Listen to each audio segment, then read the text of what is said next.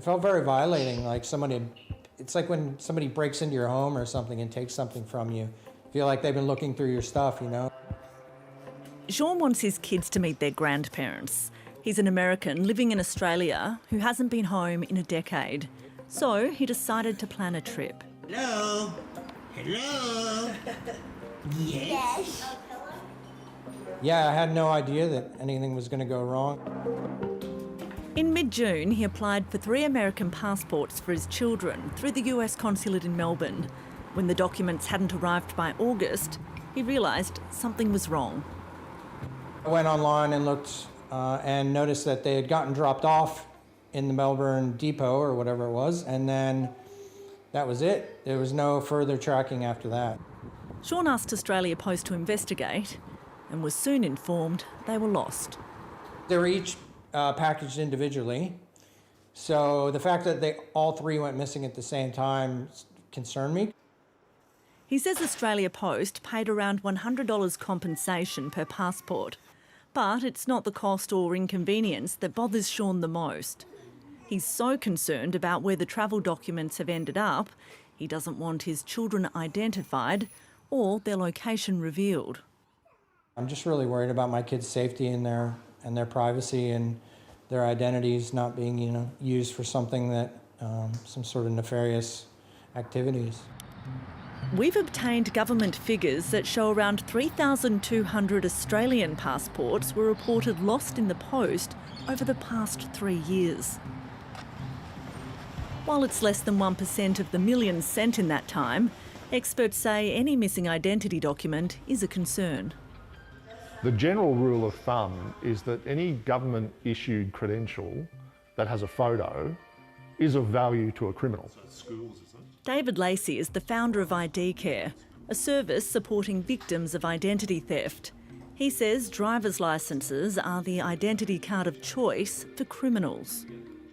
You can acquire a driver licence in the darknet for around $70 Australian, which is almost twice the price of a passport. So criminals are putting a particular value on driver licences. The Queensland Government says around 25,000 photo IDs and licences were reported missing in the post in the last 12 months.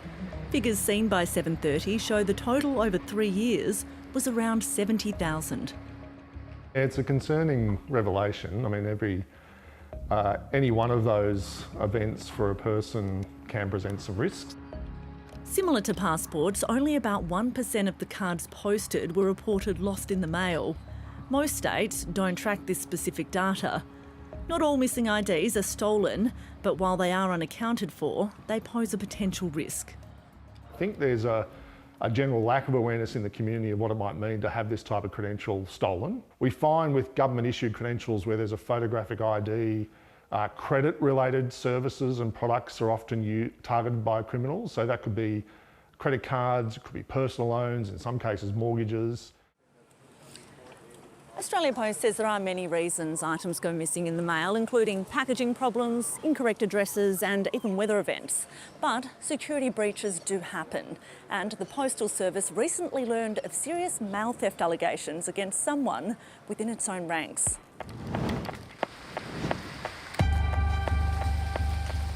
Last month, a Sydney postal worker and 2 other men were arrested and charged over an alleged $1.4 million fraud ring. The 56-year-old Australia Post employee is accused of stealing bank cards from the mail to sell to criminal syndicates. Australia Post have been very cooperative with police, and they're doing their own internal investigations looking at any vulnerabilities within their system.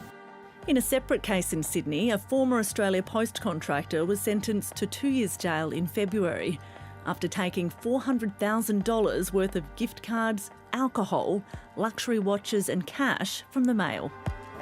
And in July, thieves forced their way into an Australia Post mailbox room in Melbourne CBD 3 times in a matter of days. It's very concerning because you think your items are safe once you sent any mail to anywhere. Julie knows what it's like to lose something important in the mail. In June, she sent her brother a 60th birthday card with a gift inside. 2 $50 notes with a paperclip. She mailed it in an express envelope so she could track its journey from northern New South Wales to Sydney. It trailed all the way down to Sydney to the last depot on the tracker, and my brother has not received the item. Australia Post has since confirmed the birthday card is lost. Well, being a milestone birthday, in my opinion, it's very disappointing. There's no way of knowing where it went, but someone who can investigate these issues is the Postal Industry Ombudsman. When we've investigated something and we make recommendations, they're generally taken very seriously. Last year, complaints about postal services to the Ombudsman climbed by 8.5% to more than 4,500. Loss is the third biggest category of complaints we receive about postal issues, and that's around 20% of complaints. Australia Post told 7:30 in a statement it delivers around 9 million parcels each week, and the vast majority reach their destination safely and on time.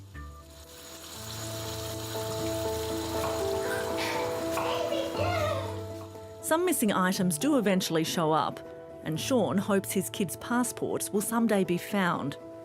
But they won't be of use for his family holiday to the US next month. Yeah, so we've ordered replacement passports, but we're still waiting on them to arrive. Pretty devastated, because we're leaving soon and we need to get these things sorted.